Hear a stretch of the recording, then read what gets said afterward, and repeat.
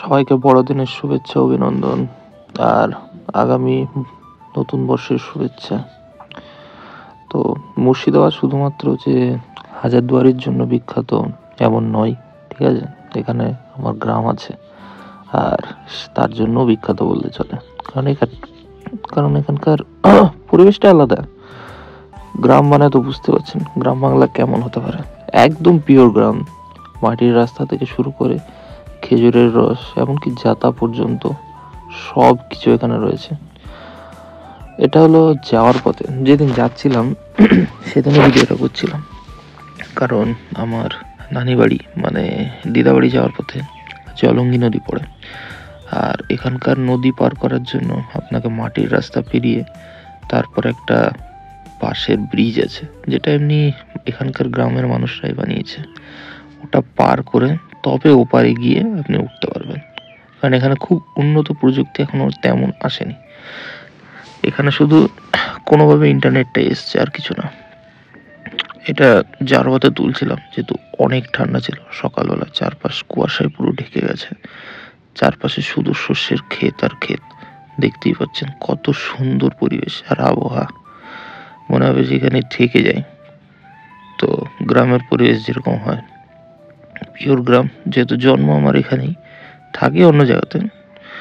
আর এটা হলো যাতা, যেটা এখন দেখা যায় না বললেই চলে, খুব রেয়ার চাল ডাল পেশার জন্য। এটা হলো সকালবেলা সবাই একসাথে খাচ্ছিলাম, খেতে খেতে একটু ছবি তুলছিলাম, কারণ দাড়িটা অনেক বেড়ে গেছে, দেখতেই পাচ্ছেন কাটার সময় হয়ে ওঠেনি। এসেছিলাম একটা বাড়ির অনুষ্ঠানে, আর অনুষ্ঠান গ্রামের অনুষ্ঠান মানে বুঝতেই পারছেন তেমন কোনো প্যান্ডেল তো হবেই না, নর্মাল ছোটোখাটো করে খাওয়া দাওয়া, সবাই একসাথে খাওয়া দাওয়া আর ঘুমানোর কথা বলতে এখানে এখনও সেই পুরোনো আমলের একসাথে সব ঘুমানো, মশারি খাটিয়ে, বড় মশারি, মোষের মশারি যেটা বলে, এভাবে খাটিয়েই ঘুমায়, খুব মজা আসে। এটা হলো আমার দাদি বাড়ি মানে ঠাকুমার বাড়ি। আমার দিদা বাড়ি থেকে ঠাকুমার বাড়ি বেশ 5 থেকে 6 কিলোমিটার। তো একদিনের জন্য এসেছিলাম ঘুরতে, যে না একটু দেখা করে যাই ঠাকুমার সাথে। আর এগুলো হলো পায়রা, যেটা আমার ছোট কাকা খুব ভালো মতো পোষে। উনি খুব ভালো মতো পুষতে পারে, আমাদের কাছে পোস্ট অত ভালো মানে না। তো আমি তো আর একা আসতে পারবো না, এর জন্য ছোট মামার ছেলে আর বড় মামার ছেলেকে সাথে করে নিয়ে এসেছিলাম, যাতে একটু একসাথে ঘুরে যাই। ওই যে আসছে দুজন, ছোট মামার ছেলে আর বড় মামার ছেলে। তো ওদেরকে নিয়ে আসলাম একটু ঘুরতে, যে না একটু ঘুরে যাক। এমনিতে তো এদিক ওদিক বেরোই না তেমন, তো ওদেরকে নিয়ে একটু এসে ঘুরে গেলাম, খুব ভালো লাগছিল। শীতকালের টাইম ছিল, তো ধনে পাতা বলুন আর পালং শাক বলুন খুব ভালো মতো চাষ হচ্ছিল এই সাইডটায়। তো ওগুলোর ছবি তুলছিলাম। অনেক অনেক সুন্দর আবহাওয়া, অনেক সুন্দর পরিবেশ। আর তারপরে পায়রা নিয়ে একটু খেলা শুরু করছিলাম। তো এগুলো পায়রার বাচ্চা, সদ্য সদ্য দিয়েছে। তো একটা ছবি তুলে নিলাম এর জন্য, যে না গিয়ে দেখাতে পারবো, একটা স্মৃতি তো থাকবে। ভালো, কিন্তু এটাকে আলাদা করে দিল, রাজু আলাদা না করে দিলে হতো। পুষ সহজে মানে না, পুষ না মারলে হয় না সহজে। ছেড়ে দেবো, এটা ছেড়ে দেবো রাজু। না না, আমি নিব, ফটো তুলবো। ফটো বানাবি, এটা পুরস্কার দেওয়া হবে, পুরস্কার।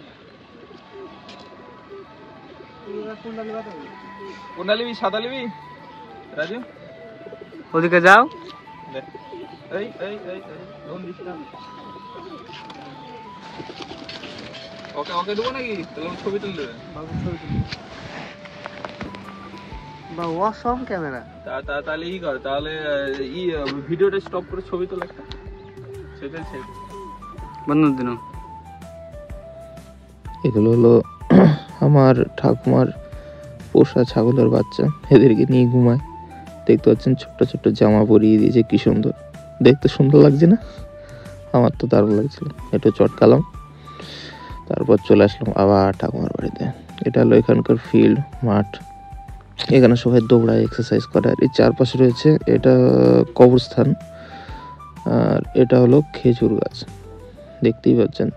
তো এখানকার খেজুর গাছে খেজুরের রস জমায় না, জমাতো আগে সেরকম, মানে বাঁশ টাস সব কিছু লাগানো আছে, কিন্তু কোনো জায়গায় আমি হাঁড়ি দেখতে পেলাম না। তো তার কারণ জানতে চাইলাম ভাইকে, মানে আমার মামার ছেলেটাকে। তো ও বলল যে এখানে রস আগে অনেক মানে হতো, কিন্তু এই ইদানিং সব ইয়াং ছেলেরা সব গাছে উঠে রস চুরি করে খাওয়ার ফলে ওগুলো এখন এখান থেকে উঠিয়ে দিয়েছে। তো এই জন্য কেউ রস পাতে না, এখন ভয়ে রস পাতে না, যে গাছে উঠে চুরি করে খায়, ঠিক আছে, ঢিল মেরে ফুটো করে সব নিচ থেকে খায়, তো ওর জন্য উঠিয়ে দিয়েছে।